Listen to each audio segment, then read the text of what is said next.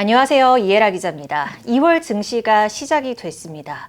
이 설 연휴를 길게 보내고 와서 그런지 2월 증시 기점으로 올해 증시가 다시 한번 재시동을 거는 느낌이 강한데, 그래서인지 투자자분들도 올해 주도주가 무엇일까 이렇게 고민하는 분들이 많거든요.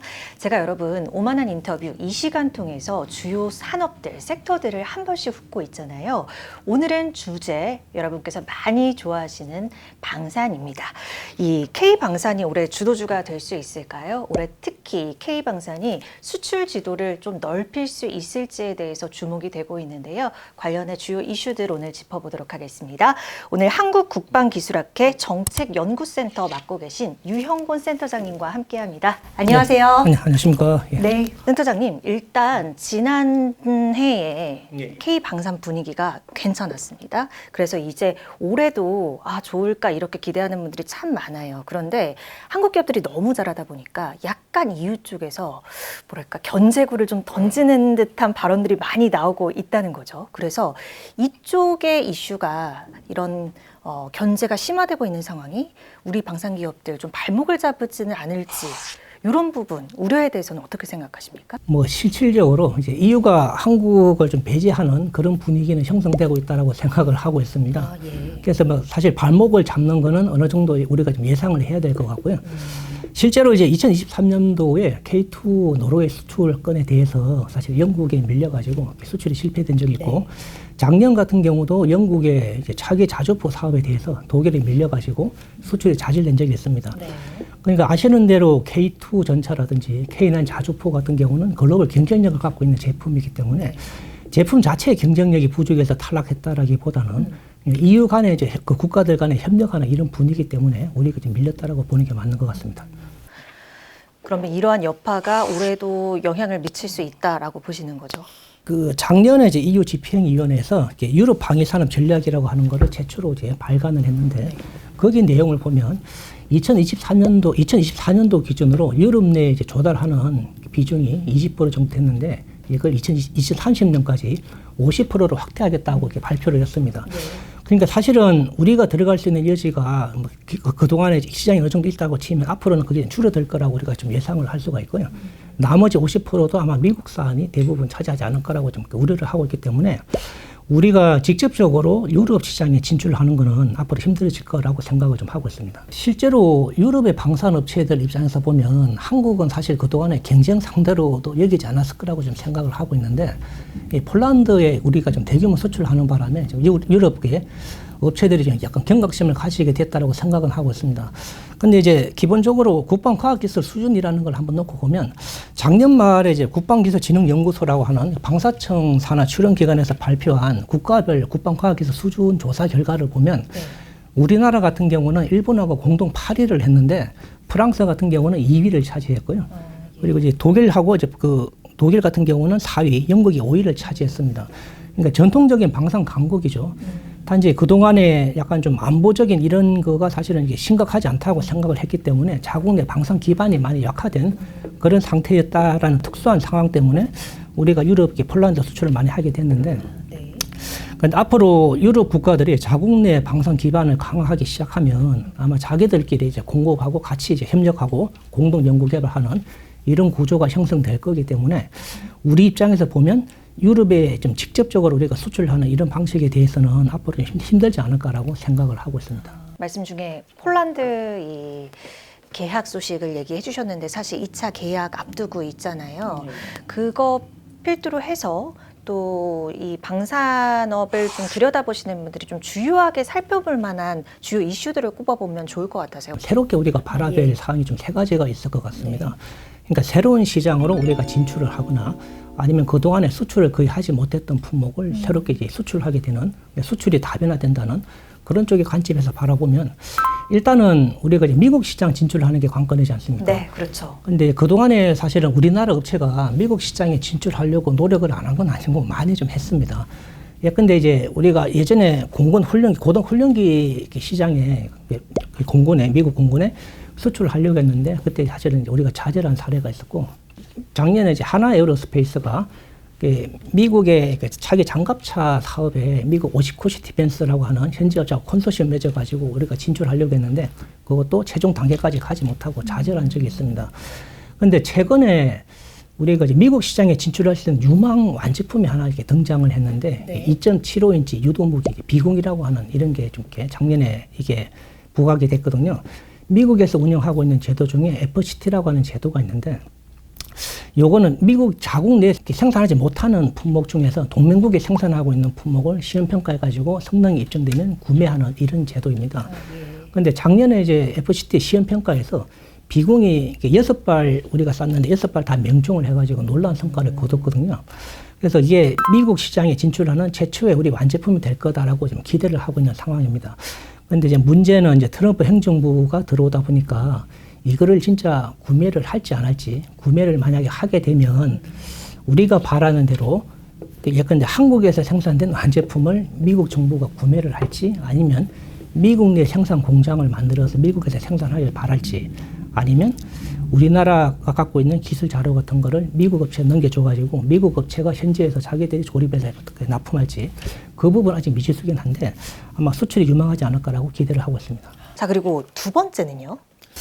뭐 잘 아시는 대로 요새 함정 MRO 시장이 좀 이렇게 부각이 되고 있지 않습니까? 그동안 미국계 군함 정비는 그동안 못했는데 작년부터 하나오션이 두 개 사업을 수주를 해가지고 우리가 이제 정비를 하기 시작했습니다. 조선 산업이 워낙 기반이 약화되어 있는 상태다 보니까 결론적으로 동맹국의 조선 산업을 이용할 수밖에 없는데 조선 산업이 세계적인 강국이 이렇게 우리나라하고 일본하고 중국이 있지 않습니까?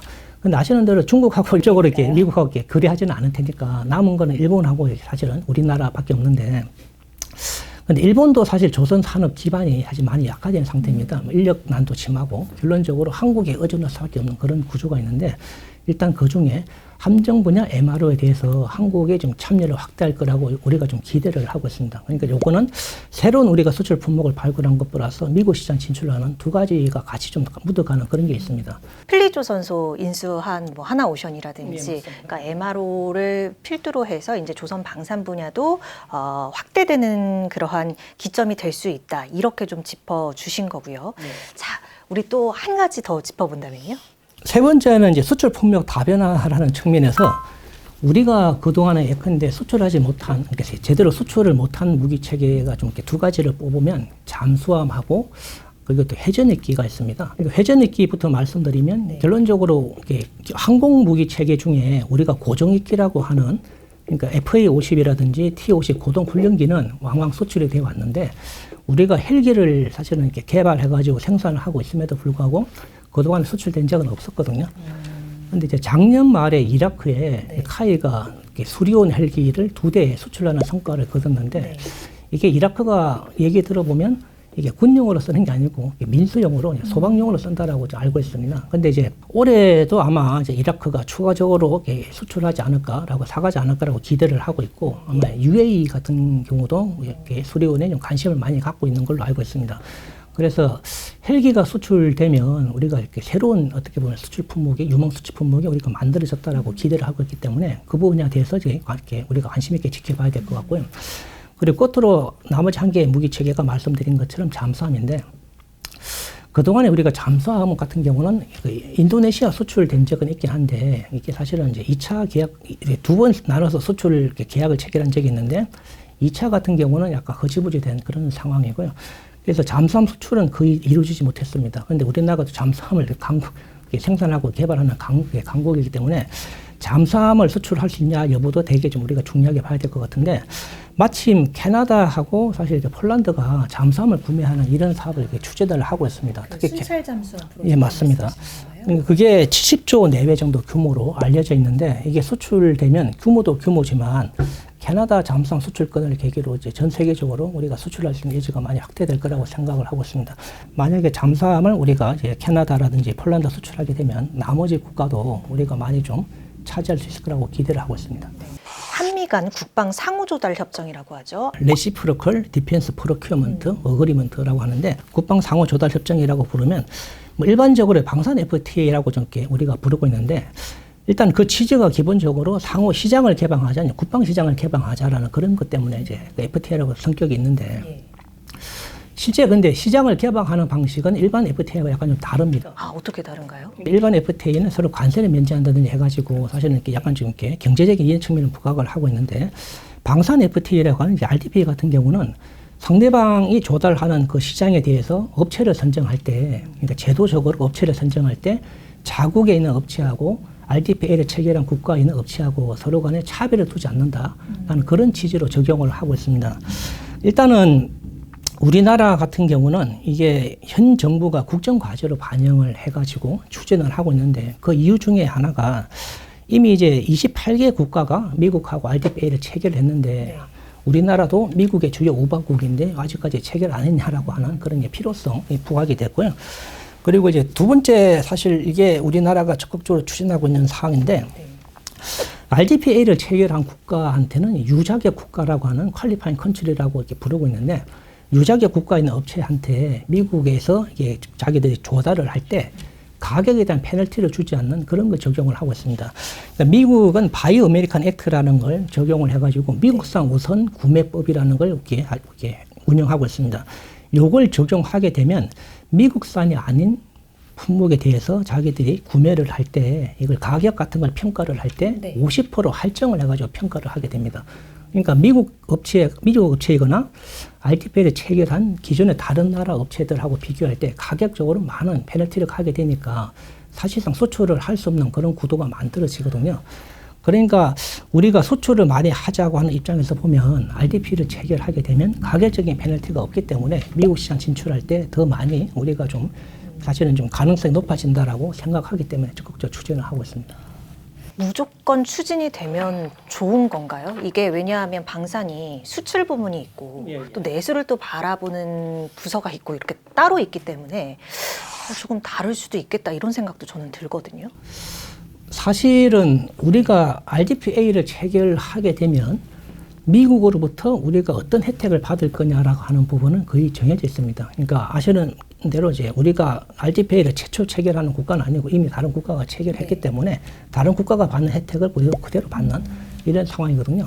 그러니까 미국 정부가 주는 건 아까 말씀드린 것처럼 BAA 적용을 면제를 하기 때문에 가격 할증에 대한 물론 관세 부분도 있긴 하지만 가격 할증 부분을 적용하지 않는다는 게 가장 큰데, 문제는 이제 미국 시장에 진출하려다 보면 RDPA 체결만 가지고는 안 되는 거거든요.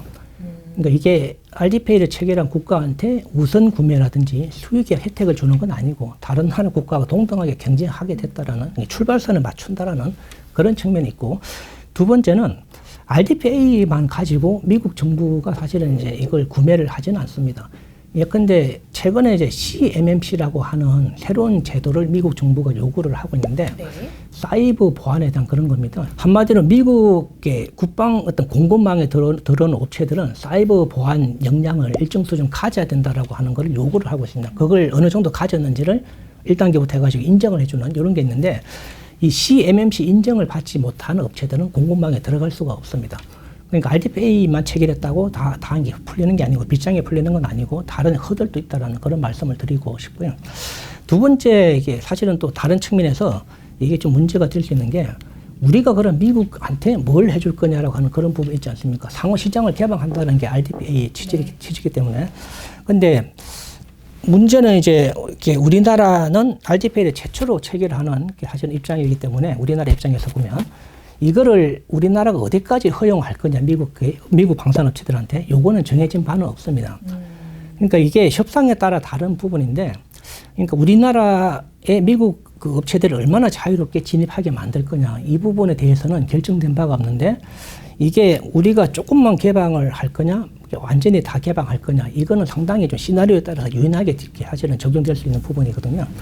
요거는 알려진 바가 없는데, 혹시나 미국 정부가 과도하게 너네 시장을 많이 개방하라, 예컨대 우리나라의 국방연구개발 시장을 개방하라라고 하면 이거는 기존에 우리가 50년 동안 해온 자주국방 기조가 사실은 근간이 바뀌는 이런 부분도 발생될 수가 있습니다.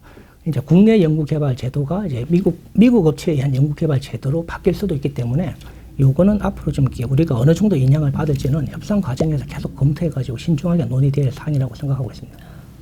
현재 분위기에서 이게 협정이 체결될 가능성이 높을지.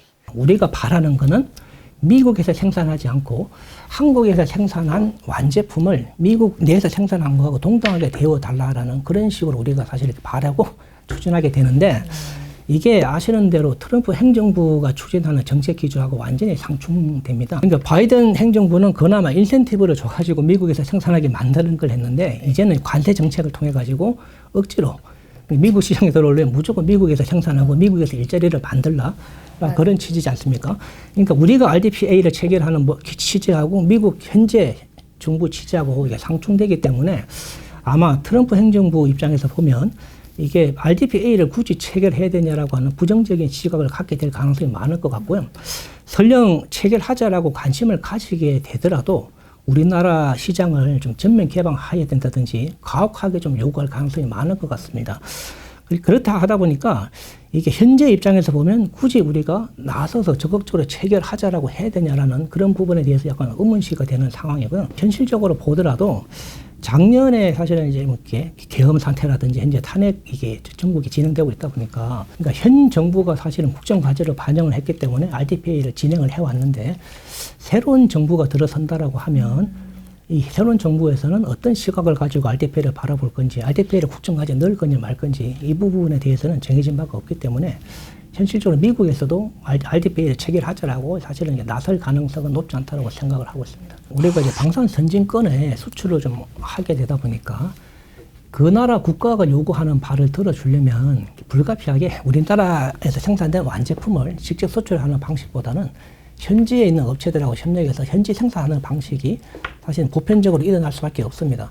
그러니까 상대방 국가도 방산 기반도 상당히 구축돼 있고 자국의 일자리도 창출해야 되는 그런 상황이기 때문에 굳이 완제품을 한국에서 들어와 가지고 자기들이 바로 전력하는 이런 가능성 높지 않다고 생각됩니다.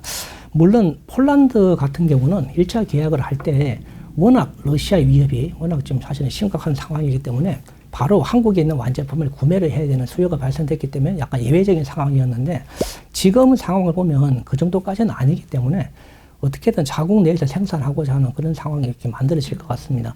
유럽이라든지 미국 같은 경우도 다 자기들 이렇게 주요 방산업체들이 다 있기 때문에 그리고 아까 말씀드린 것처럼 BA라는 적용을 미국이 하고 있고 유럽도 자기들 내에서 생산하는 걸 앞으로 강조를 할 예정이기 때문에 현재 생산 방식을 통해서 이제 선진권에 진출하는 것은 불가피한 상황이고요.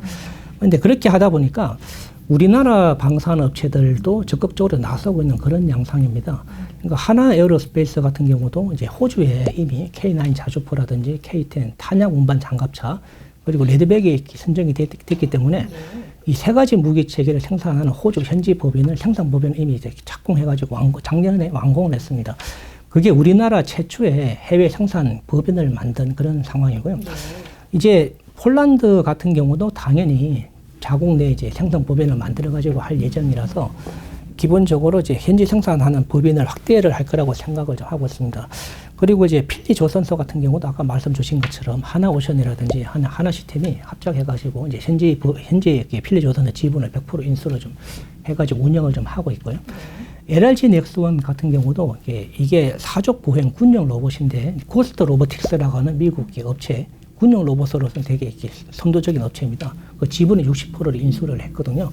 이런 식으로 우리나라 업체가 글로벌 이렇게 생산 법인을 이렇게 마련해가지고 글로벌 공동 연구개발을 하는 이런 방식이 활성화되게 될 거라고 생각하고 있고 우리가 방산 수출을 계속 확대하려면 그렇게 활성화할 수밖에 없다라고 생각을 좀 하고 있습니다. 방산업체들이 이 수출형 산업 구조를 이렇게 만들어가는 과정 속에서 뒷받침이 돼야 될 부분들이라든지 챙겨야 될 채비들이 좀 필요할 것 같다는 생각이 들거든요. 예, 두 가지를 좀 말씀을 드리고 싶은데 우리나라가 그동안에 사실 1970년대부터 그때 청와대 주도로 방위 산업을 육성을 해왔는데 기본적인 철학은 항상 자주국방이었습니다. 근데 그 자주국방의 형태가 항상 국내 생산을 우선시하는 정책을 펼치고 왔거든요.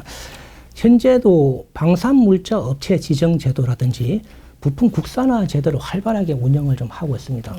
이 취지는 한국에서 생산해야 된다라는 그런 걸 장려하는 이런 건데 문제는 이제 해외 법인을 자꾸 만들다 보면 해외에서도 우리나라 방산물자를 생산을 할 수가 있거든요.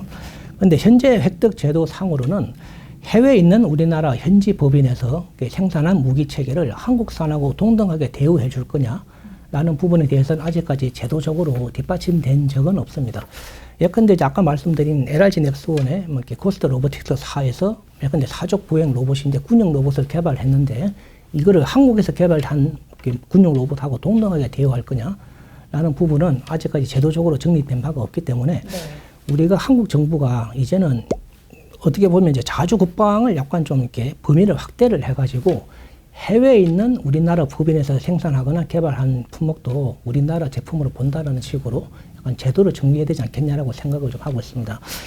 두 번째 말씀드리고 싶은 사항은 기본적으로 이제 글로벌 진출을 한다라는 취지는 이제 수출용 무기 체계 공급망이 좀 바뀐다라고 하는 거하고 같은 의미거든요.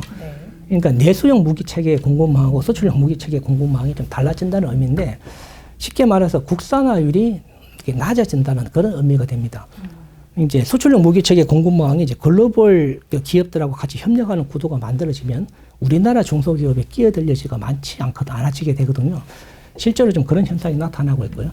그러면 우리나라 중소 방산업체들, 방산 부품 산업을 만드는 이런 업체들을 어떻게 육성해가지고 다시 이런 업체들이 글로벌 경쟁력을 가져서 해외 진출하게 만들 거냐라는 그런 부분이 앞으로 정부가 가장 관심을 가지고 해야 되는 숙제라고 생각을 하고 있습니다.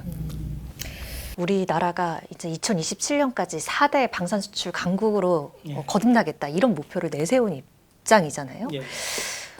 우리 투자자분들 그리고 방산업을 들여다보시는 분들께 조언 말씀 언급해 주신다면요? 저는 방산 정책을 연구하는 입장이다 보니까 우리나라 방위 산업 전반을 어떻게 좀 이렇게 어떻게 보면 경쟁력을 향상시키고 국가적인 약간 좀 이렇게 부를 창출하거나 아니면 민수 기반을 강화시키는데 방산이 어떻게 기여할까 그런 쪽에 좀 관심을 갖고 있습니다.